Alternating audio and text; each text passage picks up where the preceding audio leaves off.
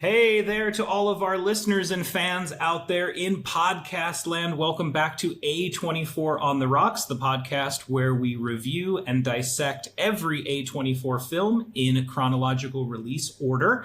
I am Dan, and I will be your host tonight. This is actually, that our loyal listeners will know, my very first time hosting the podcast, and in fact, my first time ever hosting any podcast. So I ask for your forgiveness tonight as I try my best to bring to you a lovely podcast about 2019's High Life. So, we watched the film High Life. It's the next movie in the chronological canon of A24 films.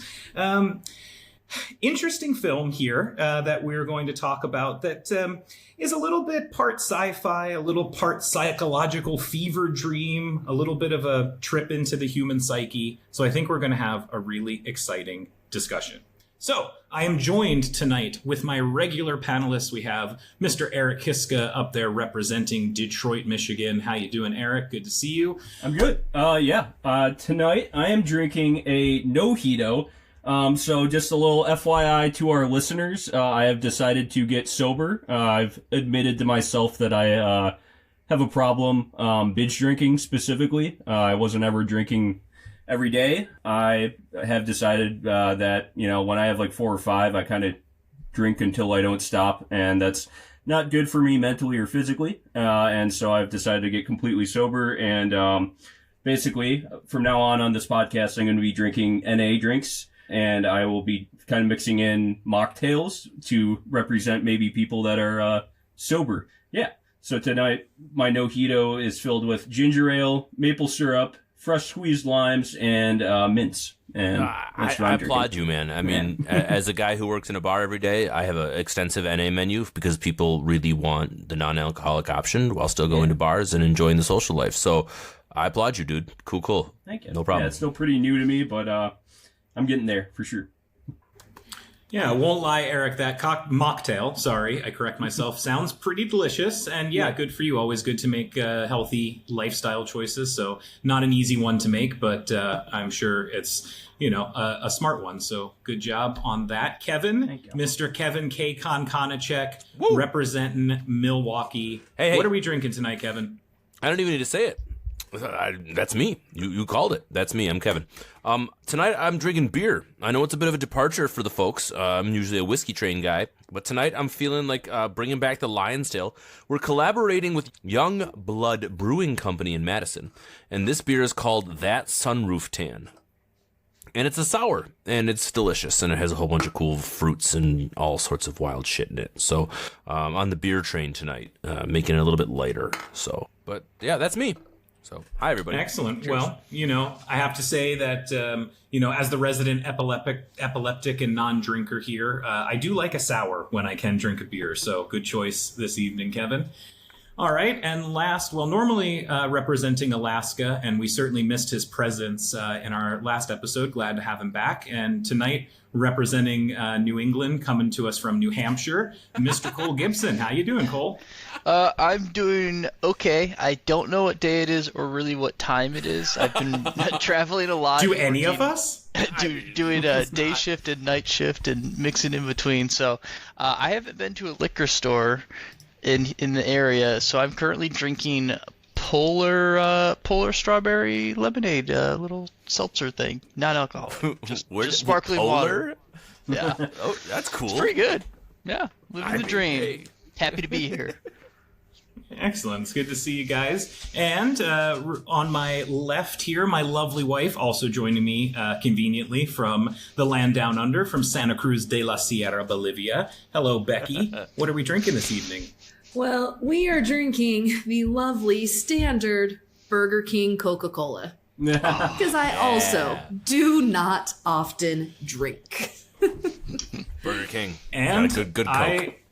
I am joined in the exact same way, also with Coke, no sugar Coke from Burger King. There is no ice. My Coke is not on the rocks. It never was, because most places outside of North America abhor using ice in their drinks. I think there needs to be a disclaimer. As the only one drinking alcohol out of the 5 of us, I think everyone needs to take all of my opinions and what I say with a grain of salt. And I have a free license to say whatever the fuck I want because I'm the only one drinking alcohol. Not only that, from now on, you and Cole are pretty much going to be the only ones drinking exotic. We have to represent the right. semi-drunk side of On the Rocks. Yeah. You know. I need to step up my game. I'm sorry I'm letting the team down. Apparently, I'm just a full-time blown alcoholic. So, But there to be you go. fair, we've always said we review movies while drinking, but we never specified we have to all drink alcohol. So. Absolutely, No, nobody. for sure. I'm just happen to To be the only audience one out there, drinking so, alcohol. yeah.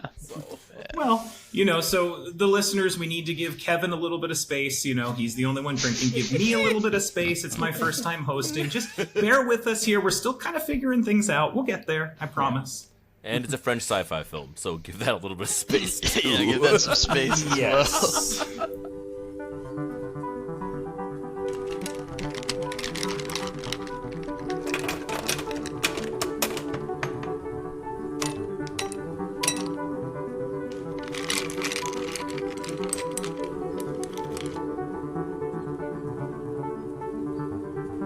A24 on the rocks. So, to that point then, how about if we start discussing? Sorry. And there we go, dear listeners. We need to give Kevin some space. No, we love you. We love you, Kevin. Oh, okay. If I had a steak, oh boy, a rare, a bloody steak. If I had a steak, I would fuck it. What the fuck was that from? What That's is Robert that? Pattinson. Robert That is Robert Pattinson. in what? In The Lighthouse, I which we haven't will seen watch it yet. later in Thank the you. Don't A24 you chronology. fucking It's ruin- one line out of the He whole wants to movie. fuck a Spoiler. steak. He wants to It's fuck a one steak. line. He wants to fuck a steak. All right, let Dan go back. That was actually Robert Pattinson on SNL trying to be JD Vance. So. Oh, Wow. So did he kill the Pope too? Yeah, I was gonna say, keep him away from the Pope. fuck a couch real quick. Okay, my friends. So then, as we begin digging into 2019's High Life, so this film was directed by the French director Claire Denis. She has a kind of interesting history. She was born in Paris and she was raised in colonial Africa. She grew up in Cameroon, Burkina Faso, and Djibouti. So kind of an interesting history there. She's had some notable works before, among them a film called Trouble Every Day, 35 Shots of Rum, and White Material. So have any of you had any experiences with any of Claire Denis' films prior to High Life? No. Absolutely not. Nada. Yeah, definitely not. Nothing. No, I can say we didn't either. In fact, I had never heard her name before. But interestingly enough, brings me to my first point that I'm going to throw to you guys. This was her first ever English language film and her first ever true sci-fi film. So some hallmarks of her filmmaking: she's known for sensory filmmaking, and she's known that she likes storytelling and showing emotion more than exposition, right? She's much more into the emotional side of films, and this was her first experience fully in English and her first experience with sci-fi. So my first question, Kevin, do you think you could see that? Could you sense that while you were watching this film? That it was her first time delving into these topics? Yeah, her first time in sci-fi, her first time in the English language. Was there anything that kind of made you feel like it was experimentation, like it was new, a new frontier absolutely. for a director? Yeah, the entire film in general felt experimentational. Is that the right word? Grammatically? Experimental. Thank you. See? We talked about this. Give me some leeway. Experimental. The whole film felt experimental in that sense. The non-linear approach, the way that they didn't give a lot of information to the audience and made you kind of figure it out for yourself.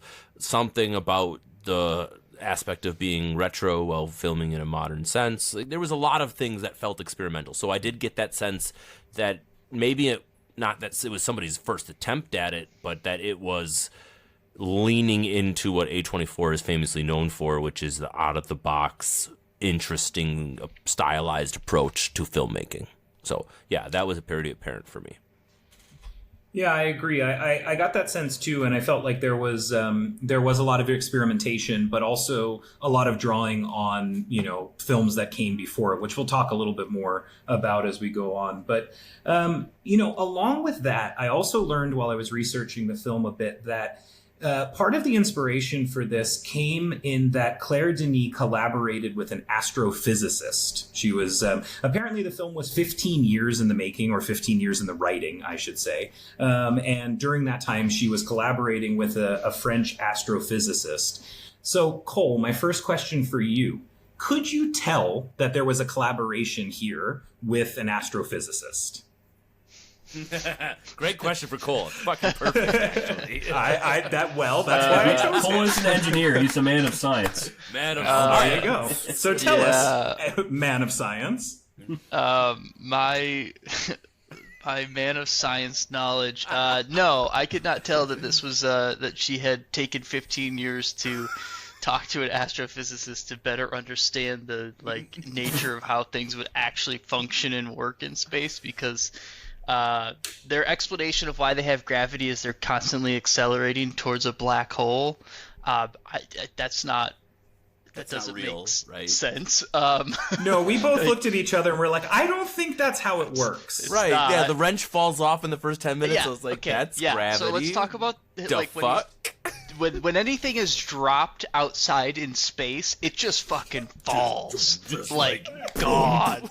And even if for some reason their constant acceleration is generating a gravity field, that wrench as he drops it is still traveling the same speed as them. So if anything, it would slowly maybe move away, but it's just gone. And then same thing when he's throwing stuff out the chute that we might talk about later. But I didn't see any of it. Also, the fact that she claims that she's makes movies about feelings and emotions and doesn't like doing exposition, but then randomly throws in a scene where it's two random ass people on a train doing a full exposition dump about why all the people are in space and they're just setting people off and they never bring them back, never talk about it again. They're just we just fucking send a bunch of these prisoners up into space for science experiments, even though we know they'll never come back. None of the data will ever get to us because they'll get so far away that it won't even matter. We don't really know what we're doing here. We're We French. have to explain it to our viewers that this is the whole fucking crux of the whole plot. Yeah, is this exact thing. I hate exposition, but I'm gonna do a ton of it. Yeah. Because one scene In a really small amount of time, and hope your viewers catch on. Otherwise, they're fucking lost for the whole film.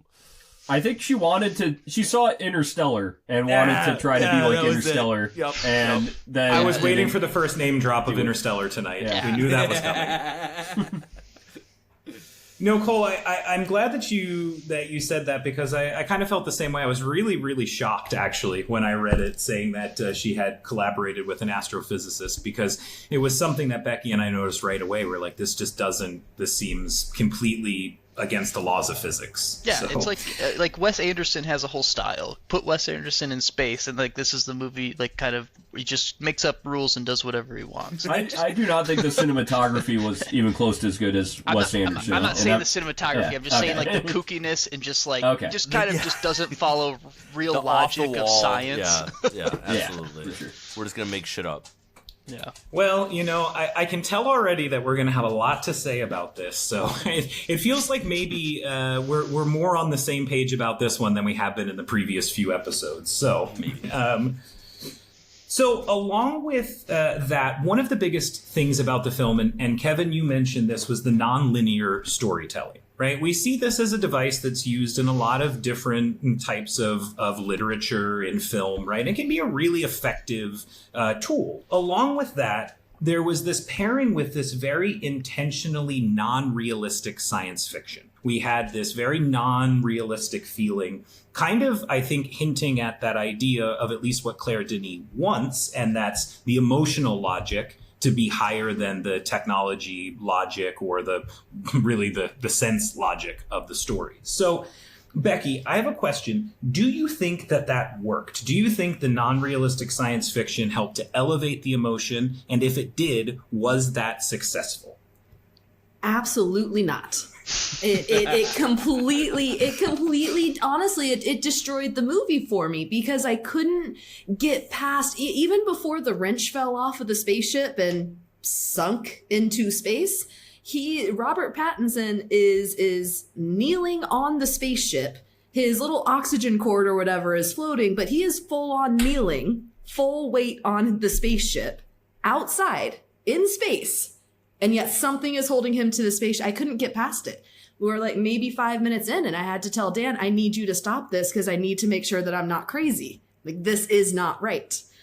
For me, it breaks science fiction, because for it to be science fiction, for me, the science has to be there at least a little bit. Like, the science has to be there. And in terms of getting the more of an emotional connection through it, I couldn't focus on that part because all I could see was everything that was wrong. Yep. Yeah, 100%. Absolutely. You can't ignore those things while trying to enjoy it for what it is, especially if you're reviewing it. If you're watching it from a viewing standpoint, you're picking it apart immediately just because it's there. At least that's the way I feel about it. Well, and this is actually the first of these, since Dan and I started doing it, this is the first movie that I didn't take any notes during, before, after. I literally just sat and watched the movie because I wanted to enjoy a movie. And I chose to do that with High Life. Yeah. Well, we all know that now, Cole. I also tried to watch it with my wife, and we watched it, and we both literally fell asleep in the first 30 minutes of the film. And like, we were trying to pay attention, and I honestly was going into it, but there was like the pacing and the music and everything about it just lulled me to sleep like a lullaby, and I just went, I was out, and I had to stop and restart silence. it. And the silence. Well, that too, right? Just the dead nothingness. We're gonna get there. Yeah. So I had to stop and wake up and restart it, and I had to finish it. Anyway, so yeah. Can we just pause for 1 sec? I want to make it colder in my house. Okay. So he's making it colder, and I'm sitting here in my jacket because I'm freezing. I literally. He's having hot sweats. He's in the zone. Yeah. My butt was getting kind of sweaty. My butt crack getting kind of sweaty. A little bit more like my back thighs. There you go. Oh, that's fair. That's fair. That's okay. Yeah. That's good. The crack's still relatively Eric, dry. you better keep all of this in but the dry. episode. Largely Yeah, dry. I'll probably keep it in. My ass is like a desert, large, flat, and dry. What was the what did the okay? Speaking of butts and talking about people with big butts and stuff, what did they keep saying about Mia Goth in this movie, that she had a big butt or something? She had, it was fat booty or something. It was like a weird way to big say butts. it. So and weird the way it- they said it too. They said yeah. it multiple times. And Someone the do first internet time I thought it, I sleuth. was like, It was weird. I guess, yeah, I don't know. I was just like, what a weird way to say that. And then they said it again. Yeah, no, when they brought it up in like the weirdest times, it was super awkward. I don't think I wrote it down because that's weird, but Yeah. Mia Goth's character, yeah, big booty. Anyway, Dan. Can we wait till we get to the sex part? Yeah, let's get to the sex scenes later because Not this fucking yet. film had all sorts of weird shit in it. Hey, listen, so far I think my idea is starting to come together, so just bear with me. Okay. All right, so along with that intentionally non-realistic science fiction and what we talked about that I think we all agree really didn't work in this film, but I do think it was trying to pay homage to some of the better science fiction works in the history of film. So, Eric, you're kind of our resident film historian here. Any vibes that you got from High Life of anything that came before it, anything that you think Claire Denis was trying to build from? Yeah, Interstellar for sure. And then kind of the long shots in space. Yeah, everybody always says 2001: A Space Odyssey whenever they see that, and I really I hate that it was very obvious where she was trying to pull from, and failed so miserably at it. And I'm sorry, Claire Denis, probably have got more money to make this film than I'll ever get to make a film, but you did a shit job of it. Well, yeah, because I agree the 2001 thing completely, and I was getting some alien vibes from the spaceship. Anybody else get some alien vibes? It's like you throw a bunch of people in a spaceship, they all start turning on each other. That's you know, I mean, climax, arguably, same type of situation. They're basically on a spaceship, on a spaceship, but it's actually just a French dance troupe in a red room. So same difference. Everybody starts turning on each other. Maybe this film would have been a lot more entertaining if everybody was just taking acid, but they were not. So they were taking something though. I mean, they all were dead. Dr. Dabs was giving them something. Dibs or whatever. Yeah, Dr. Dabs. Dabs. All right, so now that we've kind of touched on a few of what I thought were the bigger sort of global themes in the film, I want to get a little bit into the story. So let's start with that opening scene. We already kind of all panned it for the cheesiness of the physics or lack thereof, but the film begins, right, with Monte. He's out on the spaceship. He's doing his routine. He comes inside. He does whatever this whole routine is. You can see that his entire life is based on survival and routine, except for there's this wild card. There's this baby, right? And we have this sort of play of him trying to clearly keep things together, and you're seeing some nurturing side from him, but then it's juxtaposed against the harsh isolation of the spaceship and the wailing of the baby. So, Kevin, what did you think here with that sort of use of the baby in the first scene, all that loud crying? You and Maddie definitely didn't fall asleep at that part of the film. Absolutely not. It was pretty apparent that the baby was going to be a pretty big part of the storyline pretty early for me. So I was heightenedly aware of what was going on with Robert Pattinson and that baby. I think the best part about this film, and I'm sure we'll get to it, is Robert Pattinson in general. I think his acting job, regardless of what nonsense he was having to put on and all of the other things that he had to do, he was flawless. He was great. His body emotion, everything about Robert Pattinson in this film was great. And I can't fault him for anything why I did not like this film. I think that he did a great job. And it started with his interactions with this child and just kind of the way he showed a nurturing vibe towards this baby, and you knew that it was important. You didn't know yet that it was his kid. You had no idea, but eventually you come to find that out, right? So he does a good job of making that apparent in his body language and the way that he approaches his scenes. I wasn't too put out by the crying of the baby because it was obviously apparent that reproduction and childbirth was an important part of what we were about to watch. So having a successful child in space. I have not seen 2001: A Space Odyssey, but I have heard that it involves space children. Is that correct, Eric? I fucking hate movies. See, this is a perfect time for that because I don't know. But is that right? Is there a Star Child in? Okay, that's the end of. God damn it! All right, just. So yes, so apparently it is, and it's a spoiler to the end of the film. I'm rambling. Dan's telling me to wrap it up like an Oscar film or an Oscar speech. No. I was saying just go past the 2001 thing because I could see the pain in Eric's eyes. I'm like, don't spoil the end of the film for people. Okay, sorry. I know. It's like, end of 2001: A Space Odyssey? Yeah. A movie from the 60s? Kevin hasn't seen it. There's a lot of people that haven't seen it. Apparently, Kevin. But the big thing about that movie is the ending. That's like the whole All right. So you're telling me that an article that compared this film to that because of the Star Child ruined the entire ending of a classic film I haven't seen before? Awesome. Well, the idea of a Star Child, it's a bit super awesome.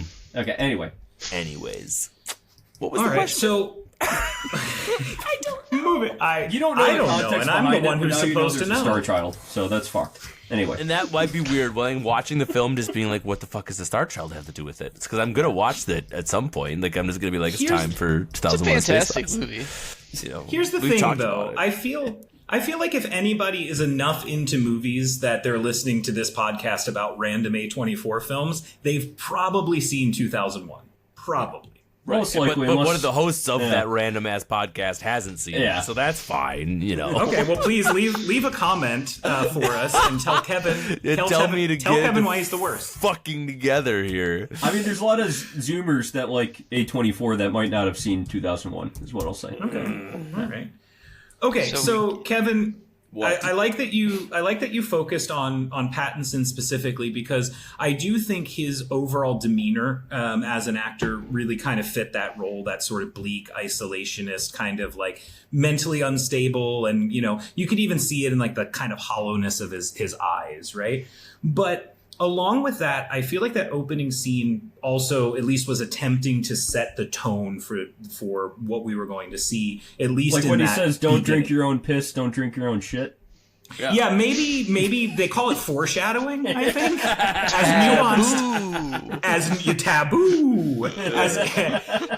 nuanced as it was. But what Denis was going for here clearly was like the quiet melancholy, the idea that his routine was strictly routine and survival, right? But you also see this little bit of tenderness in him, and you're kind of thinking, well, how did he get to this point? But we also see this sort of gentle, nurturing side of him. So, Eric, did it set the tone? No.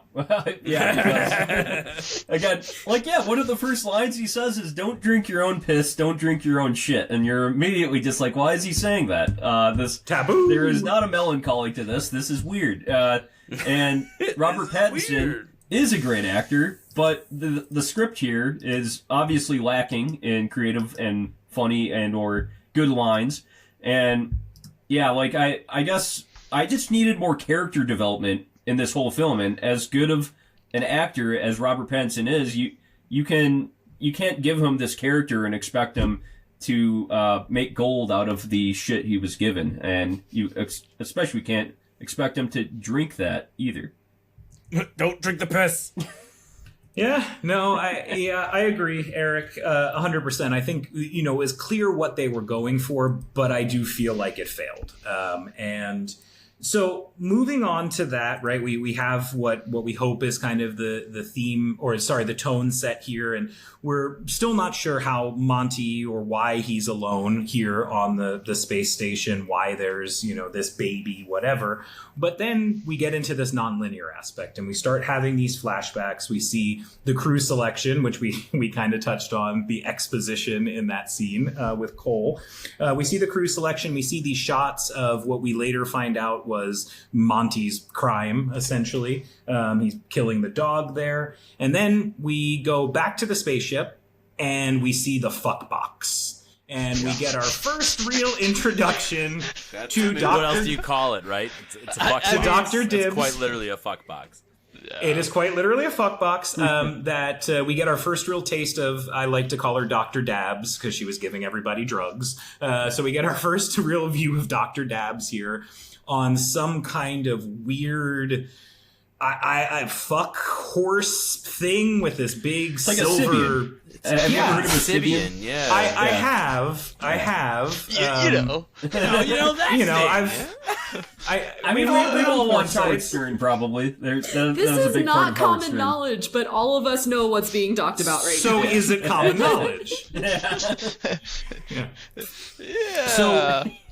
So talk to me, Cole, about the fuck box. Well, I would say That's a first and quotable foremost, moment. I appreciate that they used protection, so that was a nice touch. That's very nice. Oh, but the application of that protection was And it was black, I would just like to point out. it was very black. Yeah, I'm so confused. When that scene happened, I genuinely, I at first I thought, oh, is this like their weird version of how they artificially inseminate people? And then she put the condom on, and I was like, well, obviously not. And then it just goes into this weird like sex montage, and then there's everything turns to fur, and then she's getting like pet on the back by a big old paw, and I don't understand why this was in this film and like what it was trying to tell me, besides the fact that after again I realized that this was a French movie, I was like, okay, I guess that's the reason why it's there. That's the only explanation I have. I don't understand what I don't know what she's trying to tell me. Maybe I'm just a big dumb American, but I don't know what I was supposed to glean from the sex room. And then Robert Pattinson character is just like, I don't do any of that stuff. I'm not a fan. My fluids stay with me. I'm not giving them away. You know what? My I body, think my Jack choice. Nicholson. Jack Nicholson says it best. People that talk in metaphors ought to shampoo my crotch. There you go. Yeah, that was a robot for the first also, third I, of that. I agree, Jack. Okay, so back sex room. They Fuck box. fuck box. Sorry, fuck Thank box. you. Room fuck box. Thank Yeah, you. so Got no a one's lot allowed of to have great sex with fucking anyone. sound clips in this one. Yeah, you're not allowed to have sex with anyone. Wait, but is that yet actually we're a trying rule? to artificially Was that an inseminate established people, rule? but then we have Yes, fuck they box. tried to separate them. Yeah, because they had to lock Well, them down. they weren't actually allowed said to you do- cannot have sex with each other. Yeah, I Yeah. think so. But I'm then pretty sure the it was doctor established. ends up having. Okay. Yeah, Yeah, she but was the doctor's a bad doctor. She's not a good Yeah, person either. she's a so- rapist. Yeah, she's also a rapist. But She's also a baby killer. She Baby killed killer? her baby. That's what got Matricide? her on the ship. yeah, Not matricide, but what's the term? Infanticide. Infanticide. Thank you. So Because she even what- says like I'm the only one who has a name for my crime or some shit like that. what is the juices that come out of the fuck box room? Like, and Corn why does starch it just and water? It's just But why does- semen. Yeah, but why is it Why just was going there so out of much? Is the ground? it actually semen? Okay. It didn't yeah. make any sense, but it was No, semen. that's it was not actual definitely semen, though, semen. right? It, But did like, they try to make the It came boy? out after her. Yeah. Yeah, Well, it's like is It it, came is, out is it after from the she san- had her sex Are scene, they too. sanitizing the room and that's the discharge from sanitizing the room? But 'Cause if it was that's the this- case, they're also reusing all their piss and shit It was so that the way they same, can drink like, it and stuff again, but they're just letting that go on the Consistency ground. off the shit that she wiped off her thigh and fucking injected into Mia Goth. It was the same goddamn stuff. Gross. Well, no, Okay. no, This wait. movie was Didn't somebody fucking have sex awful. with the doctor? Didn't Robert Pattinson have sex with the doctor? And Yeah, then he got was raped by the passed doctor. out, right? And that was what I'm Yeah, yeah, referencing. yeah. That was the, And then the it's not semen consensual. that she Yeah. wiped off was the same exact shit that was coming out of the fuck box. Is what I'm French trying people to are say. weird, man. I don't know. We did talk about that in Climax, I guess. But Well, I was gonna hold this specific discussion for a little bit later, but since we're already here, Since we're on So- the fuck box, since we're on the fuck box, You let's brought up just. the fuck box. I did bring up the fuck box. So that whole idea of like the prison of the body, right? I think it was trying to exemplify that idea of like the prison of the body, right? So you see that like heavy, grotesque use of the bodily fluids. We see the decay and with the guy that he buries in the garden, right? We see the kind of cycles, like the idea of these life cycles and emphasis on the body, the corporal stuff. So I think we're all in agreement, though, that it really missed the mark because for me, it felt so over the top. It felt so ridiculous that it was like, you could be so much more nuanced about this and make the same point, right? And yeah, I felt like it was pretty awful. So, Becky, do you want to talk about those uses of bodily fluids at length anymore, my dear wife? There's a big eye roll. right Yeah. Becky, let's talk about I mean, rightfully so. the use of cum in this film real quick. Look, the amount of cum that came out of the fuck box after the doctor had been in the fuck box is just not, like, it's not even in porn. Sure, women squirt, fine. We all do it every once in a while. But, like, that amount that I can't, no. It just, and it, to me, none of this had a true point. So you mentioned the body is a prison. Well, these guys are already in prison. They're all already in prison. Mm-hmm. In 3 ways, right? They were literally in prison. Now they're in the prison of Spaceship, and they're in the prison of their bodies. It just Prison. seemed like, in the very French way, we have to have some weird sex thrown in, so let's figure out how we can make that match this sci-fi that's not a sci-fi film. Yeah. I do agree, Becky. don't I think it felt really over the top, but then we transition away from the fuck box, and it's sort of our entrepont, to use some French for you, kind of our entrepont into the sexual violence that's going to come now in kind of the center of the film here. So we start to see this use of the sexual violence and the control. We get this idea that Dr. Dibbs is already the sort of succubus, I suppose, the siren, controlling all of the men on the ship and the women thereby. So we get to the scene, and we talked about this briefly, but we get to the scene of Dibs forcing herself on Monte, right? Essentially to extract his sperm, which she then takes very creepily in her hand back to her laboratory, where she puts it into some sort of syringe and then goes and forcibly impregnates one of the women with Monte's semen. So, Kevin, talk to me about this part of the story. No, I don't want to. Fuck. It was so No cringy. one did. That's why I chose you. So rapey. It was so awful. I was like, am I literally watching like the most graphic sexual assault that we might have ever seen in A24? Like, we've seen some. Into the Forest. Into the Forest was bad. Trust me, Into the Forest was bad. But this was pretty close because, I mean, Robert Pattinson guy is drugged as fuck. They already alluded to how drugged he is. And the entire plot point basically hinges on the I'm raping him for his semen. So, like, the infant we see in the first 10 minutes of this film is a product of this scene. The entirety of the time travel from baby to toddler to 5-year-old is all based on this one scene. And the fact that they made it about the rape was super uncomfortable. I hated it. I didn't even care if it was artistic at that point. It was just like, I don't want to see this, and it was just shitty to watch. I hated it, and I just was like, get it off my television. I don't want to watch rape. It's just not my thing. So there you go. Uncensored 2 cents. Okay, Cole, what do you got to add? My for ad us? is I agree with Kevin, but I found it strange that there's like it's basically 2 back-to-back like sexual assault rape scenes, because you have Mia Goth, which happens like right before extremely violent with the guy that looks like Bo Burnham, but I don't know what he actually what is. He's in House of Dragon. Oh, Ewan Mitchell. This is actor name. But yeah, Portrays. But yeah, you have that film. scene where Mia Goth's tied down, and then he shows up and starts, he assaults one girl that starts raping her, and then the big fight breaks out and all goes to chaos. And then it's like the very next scene is, okay, we're gonna just, I guess, redo the same thing, except for now it's gonna be Robert Pattinson and everybody's gonna be drugged and knocked out, and I don't know, just I don't get it. I don't get what this movie's trying to tell me.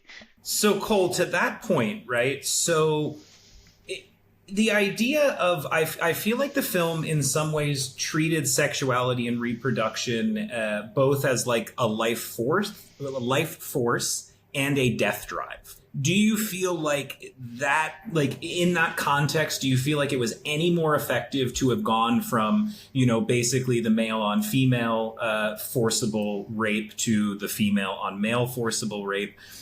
Keeping in mind that context of Dr. Dibs, right, being this whatever she is, siren is the best thing that keeps coming to my mind, and that's not quite correct. But in that context, do you feel like it changes anything? I think it's an interesting dynamic to look at, how those 2 scenes are done when you swap the genders and things like that. But either way, I don't think it adds any context or anything to the story, and I just I don't get it or really like it or care for it, like this movie in general, and I don't know. It felt fairly gratuitous, right? Like, it felt again like another thing that I thought was I don't know, just maybe the French nature. You have the sex, you have the fuck box, you have the 2 rape scenes. You also just have like the first one of the I guess I've never watched a movie and thought I needed to see a naked baby. Thought that was a bit like I don't know, I don't really need that in my movie, so it just a lot of stuff seemed unnecessary to me. Yeah, this whole film really just lacks character building, like I was originally saying, and I don't think that's just a French thing. It's just like I can think of so many great French Portrait films of a Lady where on they make Fire is amazing, characters. right? And that's a French movie that we watched. Yeah, like the best character building, like some of the best character building of all time. Amelie. One of my favorite films of all time. Amazing character building. Even just Breathless, the 1960s film, like one of the start of like French New Wave. Like that film has this amazing character building throughout all of it, and it all feels very French. But then this film has the like dark French aspects of other films and lacks all the character building. And I understand. Like maybe if it led to something, it would be more acceptable, Yeah. but I just feel like I left this movie more confused. I still don't really understand what she was trying to say. I guess I appreciate the exposition to at least know what the hell was going on, but I don't know. It just Yeah, never led. and you don't even need exposition to create good characters. Well, You can put them in a scene and have great dialogue, and it creates characters. There's, like whole classes about how to create characters just through dialogue without exposition, and this film doesn't really do any of that. So, Nothing. yeah. I think it's becoming more and more apparent to me as we talk this through, and I know we all say pretty much every week that our perspective changes as we review it, and it becomes more and more apparent to me that I think Claire Denis and the writers of this film, I feel like they had these really grandiose visions of what these metaphors could mean. And I agree. It's like I keep trying to apply the meaning to it, but it just feels so flat because, like Eric said, there's that lack of character development. And therefore, why do you care, right? Why do I care about any of these people? And it's interesting, you said it was in development for, 10 plus years as far as like the 15. writing and everything? 15? 15. So if you had that much time to put all of your thought and effort and all you came up with was that? Like, ugh. I'm guessing she it's kind of started stoner writing this philosophical, 15 years before the movie was made, and it was probably just kind of in the back of her computer for a very long time, saved as a Highlife.doc. Yeah, because she did make a ton of other films in the meanwhile, several films before she made this. So I'm guessing it was just kind of in the background there, and then when she finally found somebody to want to make this film for her, she... Yeah, and what's interesting is we are, all four of us, or five of us, are pretty much on the same page, but there are people that really enjoyed this film, that took it at face value as being like a very dark noir type of art core classic, and maybe they were blinded by the fact that A24 put it out there, so they were making some sort of expectation on what it should be. But there are folks that really enjoyed this film, and not to... It has an 87% on 83, Rotten Tomatoes. Holy shit, 83% on Rotten Tomatoes. But all of us, all five of us are like, next. And maybe that's, maybe because we're comparing these directly against some of better films, but there was just nothing really redeeming. And I hate to be like, maybe is it because I'm watching it as a reviewer and I'm not enjoying it because I feel like it's homework. I don't think that's it. None of us feel like that. All of us feel the same way. I don't know. I think we were all hoping to go into it to find those deeper meanings and some of those, things that we all enjoy in films. And I agree, it just fell so flat. Yeah. I mean, sci-fi is rooted in deeper meanings. Sure. Sci-fi was created in order to critique current affairs, current culture, whatever. Mm-hmm. And this has none of it. This has none of what makes sci-fi for me. Yeah, the weird sexual overtones really do kind of take over the entire film, and it makes it more important about that than anything else. I'm okay with weird sexual overtones. If it pays in film. off or leads to anything, that right? White House clip of right. You need to make the Robert next Pattinson. soundbite needs to be that. Yeah, where's your own sound bites, Eric? Yeah, that needs to be the quote. Yeah, anyway, right there. I don't have that, but I do have this. Hey, did you get contacts? Yeah. No. Your eyes were black the last time I saw you, and We need like Twilight overtones. golden brown. Yeah, I know. It's the fluorescence. Robert Pattinson. Just brilliant. What a What a brilliant recovery. Favorite line in that whole film. And What a recovery. was you nicknamed my daughter Nessie. That's a great line in Twilight. That is a great line in Twilight. All right, so back to High Life. Anyway. The current Robert Pattinson flavor of the week. So again, though, I did see, and like Kevin said, I mean, sex really, at least at this point, in the center of the film, I mean, it was the device, right? It was driving everything. And like Kevin said, these scenes, the artificial insemination of the woman, it was the entire film, right? That moment is what led to everything else that we're watching. So I do get some idea of there trying to be this sort of some religious aspect here of looking for penance or something. You see it with Monte, perhaps with his being abstinent, with his abstinence. So, Kevin, did you get that sense? Was the abstinence some sort of moral redemption for him, which then we later see with Dr. Dibbs? We see with I think Dose was her name, or Dose or something. I don't know. Dose is 12 in Spanish. I don't know. But the woman that birthed the child, the child's mother, I think the there baby was mama. There was incredible intentionality of making Robert Pattinson character, what's his name again? Monte. Help me out.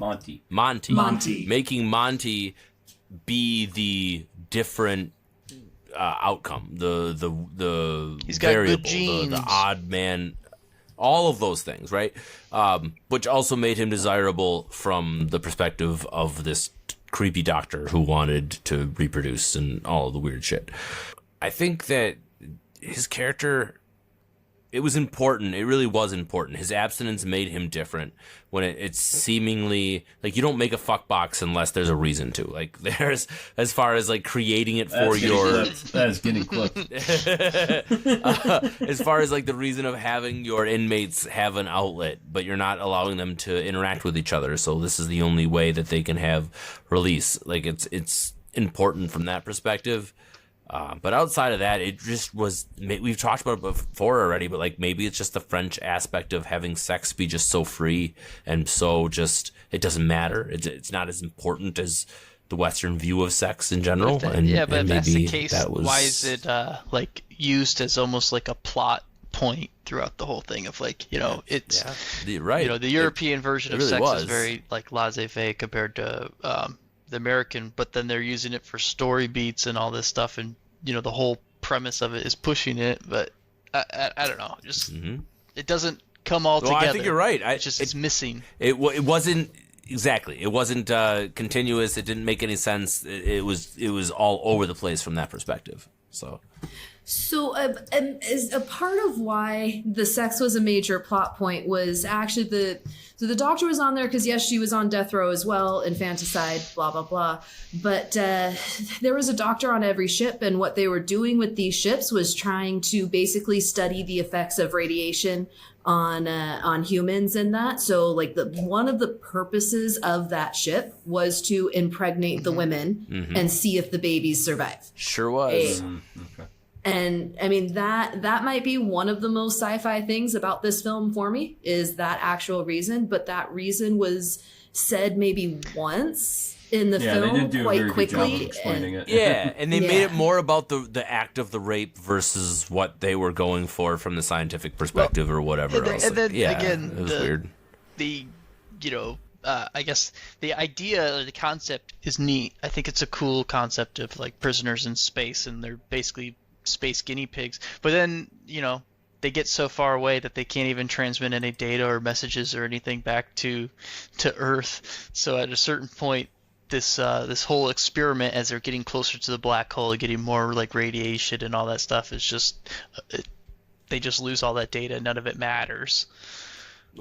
What is it about black holes in cinema and sci-fi that make them so attractive as a plot point or as something that we want to study? Yeah, you could. They're so mysterious. They're so unknown. I mean, There's an entire film called Black Hole. Visual representation of an imagination. You could find It Matt can be Damon on an anything ice you want it planet. to be. So I think lies the answer on what this film was trying to focus on. I think is that this black hole destination that these prisoners are going for could be anything and everything, and it's going to question your reality. And I think that's kind of part of what they're trying to go for.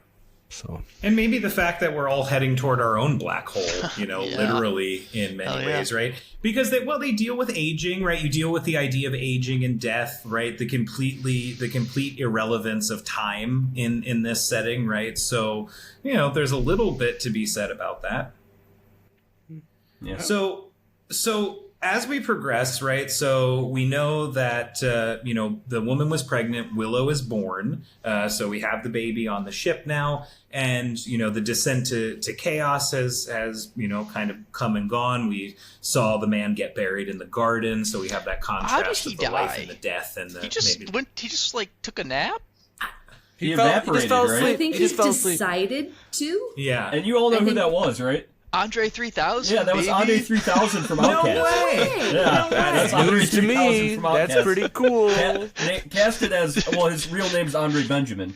Yeah, just How doing about that? weird shit. Love that. Just Well, for taking what a it's nap worth- in the garden. Hey, For what it's worth, when I taught first grade, I had a student named Andre, and I called him Andre 3000. So, yeah. Hell yeah. all right. So, yeah, I mean, now, Becky, I want to talk with you a little bit about the visual language in the film, and specifically as we've gotten through these sort of rapes and the killings and all the violence, and we're starting to kind of get, I guess, the last bit of backstory we're going to learn about now what that Dr. Dibbs killed her family, the infanticide thing that we talked about. So we've seen this device of the visual language, right? Everything's bleak. You know, the ship is very utilitarian, but then you kind of have that lush garden, you know, kind of the light and the dark, right? The color palette's very sterile. You mentioned the blood right away. You were like, is that blood on the wall? So you could see that. But then there's sort of this coldness and warmth, right? You've got the coldness of these white walls and then the bright red warmth of the blood. So did that stuff do anything for you? Like in those big scenes, did it help you at all with the story? Help? No. It kind of we talked about the one dying in the garden, and when you see his burial, it's just these sharp shifts from normal color soil to slightly darker, and it took me a second to realize that was him being buried. I wasn't entirely sure what was going on. And how fake did that garden look? So that was going to be my main point. The visual struck me as a It's a like high spaceship. school production of a play. and kind of everything about it, the spaceship with the paneling and very cubular, because that's an easy shape to make. It struck me like a high school theater production set. So I don't think it helped me with the story. It helped me to laugh at it a bit, but no. That is Just true. no. We were both giggling pretty hard by the end of it.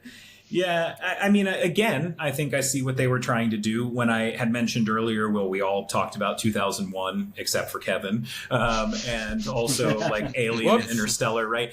It's kind of following in that somewhat genre-defined, you know, way that a spaceship is. So yeah, I didn't find anything But spectacular. this was a floating cube. Yeah. Like it was a like a floating storage unit. cube. It was like a giant Yeah. like fucking Right. box. They just put together a container. bunch of shipping It was containers and shipping sent it container. into That's space. exactly what it was. All right, so as we progress, right, we find out that Dibbs killed her family. We see that I guess she's consumed with guilt now that she's, you know, talked about it. She launches herself into space. She falls and she just kind of floats out there in this weird light. For some reason, she's illuminated, but, you know, we don't really get an answer as to why. You can pay attention to some of the music, right? So that was something artistically, again, that they tried to play with here to kind of set the tone and move the story along. Apparently the score was by someone or something called Tinder Sticks, which I meant to look up earlier and I didn't. I would love to YouTube some Tinder Sticks. Becky's grabbing her phone as we speak. But Eric, talk to me about silence as a tool. The voids of sound in the emotional emptiness.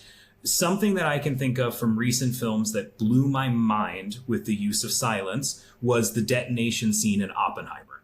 I went back to the theater to see the movie again just for that scene. So, was the use... Yes, I mean, it was incredible. It blew my mind. I almost never go... I honestly don't think I've ever gone to see a movie twice in the theater, and I wanted to go because of that scene. So, Eric, talk to me here. Lack of music, this silence, these juxtapositions of loud sounds and the silence. Yeah. Did it work? Well, no, but that's because the rest of the movie Simply did work. said no. But, you know, like, silence can work extremely well in films. Like, again, we'll talk about 2001: A Space Odyssey. Like, half that film is silent. But it's for a point. Like, it's to make you feel like you're isolated and in space alone. And to make you feel like the characters in the film, where you just are out there with no sound and you're just floating through space with nothing but your own thoughts and nothing but like what is going on around you, I guess, within the spaceship. But again, like, this film lacks the character development to use those kind of silences effectively. So the use of music and silence in here did not add anything to the film for me because everything else was failing so miserably. So. It's funny because I feel like we keep coming back to the same things, right? We keep coming back to that lack of character development and just the overall vibe that apparently none of us really picked up on. And it does seem like all of those artistic elements, all of that theme and that style that should have made it the movie that we wanted it to be, it just fell flat, right? Mm-hmm. But as we continue, we find out now that the woman who was Willow's baby mama, she's kind of got this psychological crisis. She's in despair, maybe also motivated by rebellion here. So off into space with her as well. And now we're seeing the spaceship falling apart, right? We're seeing the decay of having been out for who knows how long. We haven't seen the teenage Willow quite yet.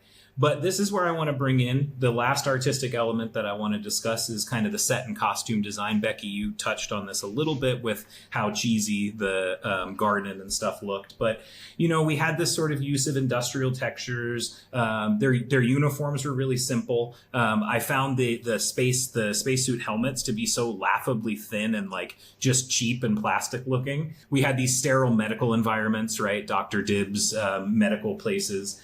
And then we had these sort of symbolic choices. We had things like Dibbs' hair, right? When rubbing the pheromones on it, this long, flowing hair. We had the blood-streaked walls that Becky mentioned. We talked about earlier, and the bright eyes of Willow, right, as a baby, these symbolic choices. So back to you, Cole. Anything here about that set, that costume design that spoke to you or just gave you more opinion that this movie stank?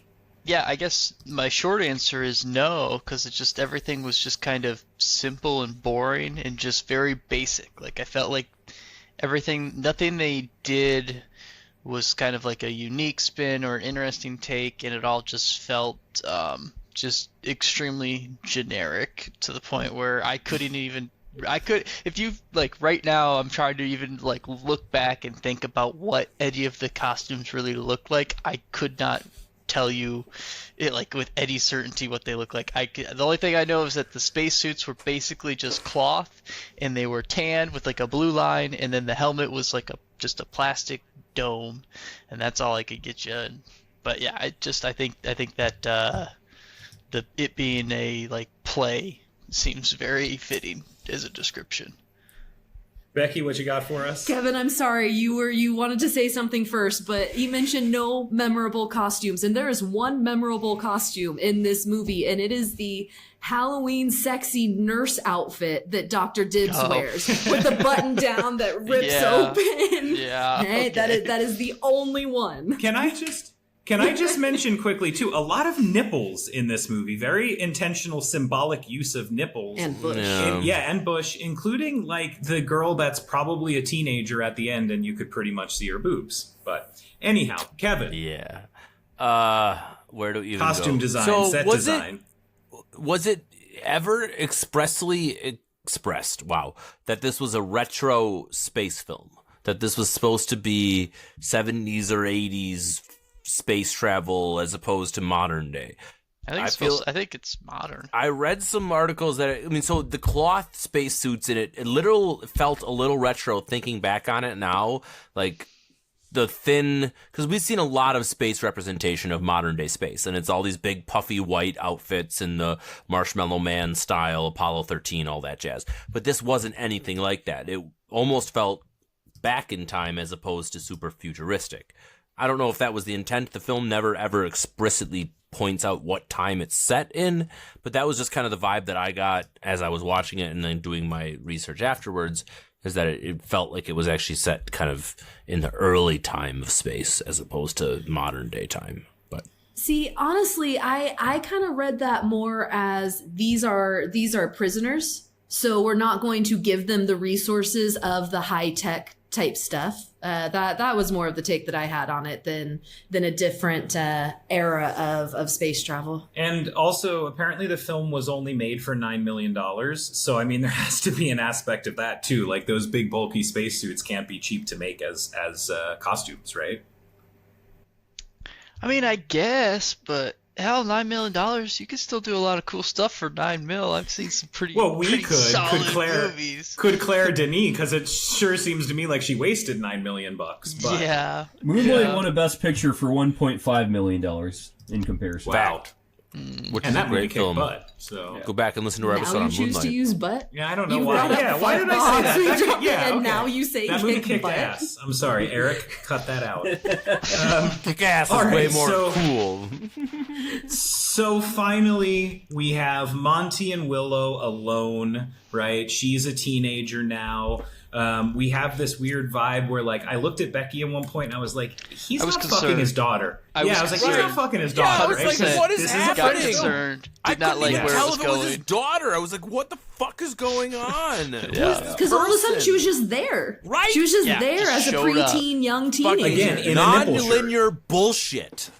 Yes. So I did have that concern, but I'm glad. I'm so glad that they did not go that way, because we talked about just, I mean, I keep coming back to the word grotesque, you know, the gratuitous, grotesque use of this sexual and this, you know, weird semen stuff everywhere. I don't know. So I'm glad they didn't go into incest. Same. But anyhow, we're at the end of the film. Monte and Willow, they're alone in the black hole. They make their decision, or sorry, they're alone in the spaceship. They make their decision that they're going to take the little B vehicle out and they're going to go find their black hole.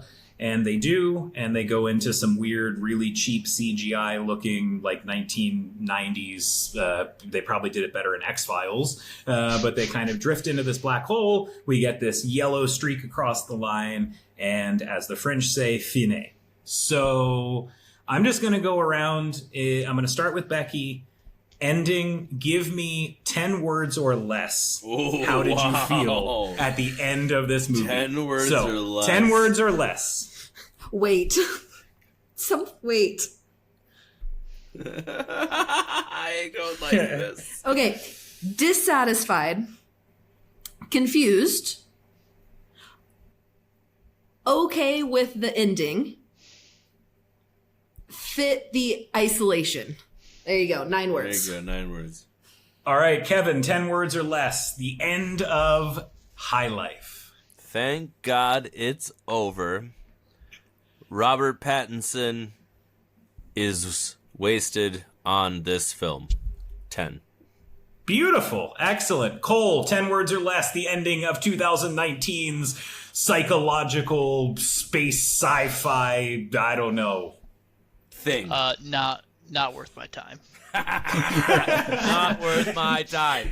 And an economy of words. All right, Mr. Kiska, over to you. Tell us 10 words or less. Delusions! Blaspheme in the Lord in your mind and in your heart. What? There it Wait, is. what? What was that? Blaspheme Robert in your Pattinson mind again. and your heart. Oh, goddammit. are you doing more Lighthouse quotes? No, that's Devil All the Time. Oh, well. So Oh, are those your 10 words or less? Final answer? Yes. Okay. All right. I can. Oh God, I can't wait to get to these ratings. All right, for me, my 10 words or less. I'm never getting that time back. Thanks, Kevin. And thanks, Kevin, because Kevin's really the reason that Becky and I are on this podcast. Yes. And there is no way in hell we would have touched that movie before this podcast. So, You're welcome. Thanks, Kevin. You're welcome. Happy to be a part of it. All right, so as we come to the end, as our listeners know, we like to rank every film that we review here on A24 on the Rocks on a scale of A plus 24 to F 24. So there's some E's thrown in there. I don't think in my time here anyone's used an E, but maybe tonight's a night an E might come into play. I don't know. So let's start down there with Cole. Cole, what is your rating? Yeah, so I didn't like this movie at all. I thought it was a waste of time. It was grotesque. I I had originally tried to watch this movie a year ago and made it like 30 minutes in and stopped it because I was bored. And it was during like peak Mia Goth, Robert Pattinson kind of like, let's watch this movie that they were both in that I'd never heard about. Wish I never watched it after actually sitting through and watching it. I don't know why people are so enthralled with this, but I have it as it's not the worst movie I've ever seen, and it's not the worst A24 movie I've ever seen, but it's not one that I would recommend anybody. I have it as a D-. 24. I think it's quite bad. I do have I'm going to take some of my review time and plug in a movie that made me want to watch, that I want to watch again now. It's called Moon. It's from 2009. Sam Rockwell. Yeah, so that. good. It's good. And it starts off very like 2001 Space Odyssey, but does like a really good twist and take on it.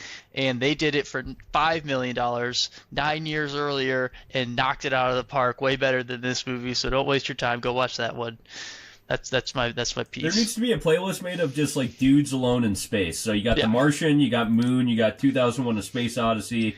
Well, and like the whole point of space is like, it's like I think I was reading a review that was like, you're outer space, but inner space of like what you're kind of like, you put people out in outer space where you're in the middle of nowhere, you're no communication, no nothing, and then you have to do like an introspective about the humanity and who they are, and black holes and all that stuff. Moon, excellent job. High Life, terrible job. Yeah. All right, so a D- 24 from Cole. Becky.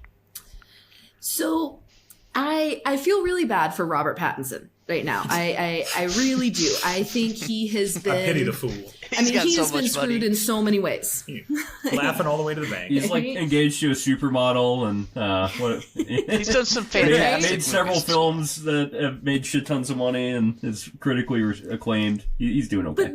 But this is now what's going to be in the forefront of my head when I think of him. And I think that is a shame for who he is, because I think it was Kevin who said earlier, he is really the only good thing about this movie for me. And he did it well. He played that isolation well. He played the outsider well. He played the caring dad who didn't quite know what to do about it all well. As well as he could within the confines. And he got screwed in Twilight. Both he and Kristen Stewart got screwed in Twilight, because you take them out of that movie and they're both fantastic at what they do. And now he's getting screwed here. He got screwed by the doctor on the ship. Like, it's never ending. Yeah. But I do have to give it an F+24 because of him. I was going with a straight F in my head, but I feel too bad for him to do that to him. So I give it an F+24. And I do want to say the only thing that I really appreciated in the lyrics is very tied to why he's getting, to the score, to why he's getting that plus on my F. And in the final... the outro song or whatever you call it. He was actually doing the lyrics for that, and the song was called Willow. Right? So that kind of like haunting voice that you heard, that was Robert Pattinson, and the song was called Willow, and that is one piece that kind of tries to tie this movie together a little bit for me. So he earns the plus, but the movie gets the F. Well said, and I think well justified. All right, Eric, give us your rating. I pretty much said everything why I didn't like this movie. Lack of character development. It took a concept that maybe could have been cool, just bunch of prisoners in space, and I don't think they had a grand thesis about. It could have been about incarceration and everything, and just like what we do to people that are incarcerated. Maybe that's like an idea that could have been extrapolated here, but it wasn't. So all I got from this was like a bunch of people died one after another. They were, I guess, used and abused, and then Robert Pattinson enters a black hole with his daughter, and that's supposed to be a happy ending, I guess. And I don't really know why that would be a happy ending. What if his whole face just got smushed into 1,000 bits, or there's a number of things that could happen when and you we already saw Mia Goth's face get smashed up in the black hole. It's up to your imagination. Don't you? I guess my imagination just imagines his like face just got Was smashed this Mia into a Goth's million first parts. foray in A24? I know she goes on to do many great things in A24. Yeah, I think This might have been her A24. first one. Yeah, because she goes on to do the whole X Pearl trilogy. Pearl trilogy, yep. Yeah, this might have been the first one, but I mean, that's where I recognized her from, and I've never even seen the trilogy. I just knew that she was famous for being in A24 films. Anyway, either sorry way, to like, cut you off. I don't think there was any grand like thesis about this film, and I think it, kind of was a waste of time for me, just like Cole said. So I'm gonna give it Kevin's favorite letter, an E24. I knew it. I knew there was an E coming. It wasn't like, it didn't have the continuity errors, and it didn't feel like complete amateur filmmaking like films like Barely Lethal did, or Revenge of the Green Dragons. There it is. Yeah, like those films just felt like amateur filmmaking. Yeah. This, at least, like, you didn't have like the continuity errors and it looked stuff pretty, where like at the least. camera's all shaky for no reason and you can't see shit, stuff like that. So it gets an E, not the worst A24 film I've ever seen. All right, and I guess that leaves me. So I've been thinking about this. I'm chopped liver. I don't get it. No, fine. I forgot my husband on the last episode. He forgets his best friends. We're really good at this. Kevin, I am terribly sorry. That is very true. Okay, Kevin, you can finish over to yours. you. I'll close it. I don't care. Whatever you want to do. No. All We're right. gonna go back. All right. All right. All right, Kevin. Yeah, it's my turn. This film was uncomfortable to watch. It really was. Like, it was violent. It was rapey. It was, I will fuck you and your mother just the way you want it. Why would you have to put that in after I just said that explicit comment towards this film? Like, that doesn't make any fucking sense. You said something pretty rapey before. All right. Fucking my mother, apparently. I don't even know what I'm going to do now because Eric just destroyed my flow. I didn't like this film. I fell asleep in the first 30 minutes, had to wake up and restart it. It just wasn't good. It was way too artsy-fartsy. It wanted to be something that it really wasn't. I love Robert Pattinson. He has become one of my favorite actors since I've started this A24 project. And it's the only reason I am ever giving this outside of the bottom of the barrel, because he did a great job, as he always does. He has done fantastic work, and I think he continues to do so, and he literally... Give it me. What the fuck did you just say? Give it me. What is he doing? He's annoyed because I can't stop moving my feet, and it's bothering. No, Eric's whispering into the... Yeah, I was going to say, I heard Eric. I'm so confused. Give it me. All right. I'm not going to give this film anything over than a D. It's just how high up on the D list that it's going to go. I didn't like it. It was dumb. It was French. And that... whatever. Explain. D24. No, you gotta explain further. All right. Explain what. like If there are any French people that listen to this, I'm sorry. It's not about you. Hey, I like climax. promise. It's just about your movies. It's just about your movies. Yeah. Portrait of a Lady on Fire, fantastic. One of the best we reviewed that and loved it, portrayals too. of a love, like people falling in love in film history. It was one of those when the credits rolled, I was like, thank God, but also what the fuck? Like, it was just like, I don't understand how to take the ending, why the ending happened where it was. I didn't appreciate almost anything in this film. D- because I don't want to give it an F because I reserve that for, like Eric said, the absolute bad cinema. It was pretty. It was pretty enough. It was a well done movie. It was just a shit well done movie. All right. Well, then I guess I'll round it off. I agree with absolutely everything that all four of you said. Cole said something interesting. He said, well, it wasn't the worst movie that we've reviewed. It wasn't the worst movie I've seen. And I think in previous episodes, in my first few episodes on the podcast, I feel like that's been my level to give something an F, being like, oh, it has to be the worst movie I've ever seen. But then I remembered as a teacher, an F doesn't mean it's the worst work anyone's ever done, right? It just means it's shit. So yeah, Fair. I feel like there was so much that they wanted to do here and that they could have done. I would have been so much more interested in the story if it started on Earth and we saw some sort of, big societal change, or a somewhat apocalyptic world and these prisoners, and learned why they were put into space. And then we got some of that isolation and despair, because then we could have built characters, we could have built reason for the story. But it just wasn't there. And yeah, I was bored. I was tired. I really just wanted it to end. It was like almost midnight. I'm like, I just want to sleep. So for that reason, it is a big fat F24 from me. No F+. Robert Pattinson is good. He was good in this, but that wasn't enough to salvage anything for me. So it is an F24 from this guy. However, I do want to issue a challenge to our listeners, and specifically for me. Change my mind. If you are one of those 83% of people on Rotten Tomatoes who found something here of substance and something of meaning, change my mind, because I really do want to know. I feel like we've all kind of looked at it from one side. Maybe we've all missed something. So tell me, Cole. I would be remiss if I didn't read this one review I saw when looking up this movie. This is It important. said, it was on Reddit, and the guy responded to someone talking about the movie, and he said, I really like Miller High Life, so I was excited to watch this movie, and let me tell you, I did not enjoy it. Disappointed. Someone who's a fan of High Life is probably not going to like this space rape movie. Milwaukee Pride, though. Yeah, okay. Well, yeah, but really, though, if you're a listener and this was a film that you really, really enjoyed, you got some deep meaning, I would love to hear it. Change my mind, because I really am. This was an interesting film for many reasons. I just did not enjoy it. So I don't care. I like my opinion. Thanks. all right. Well, I guess that about wraps it up for this episode and our discussion on Claire Denis' High Life that was universally panned by our expert panel this evening.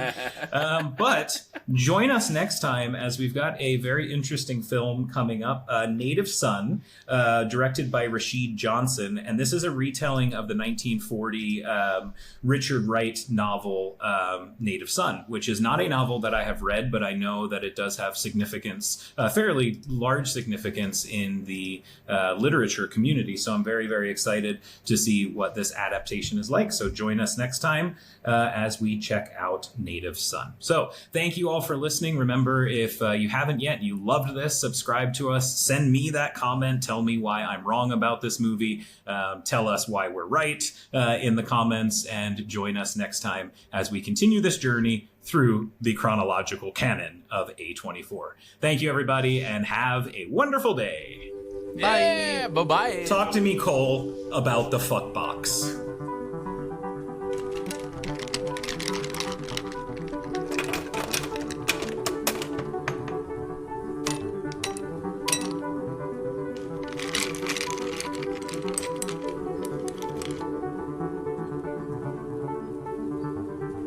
A24.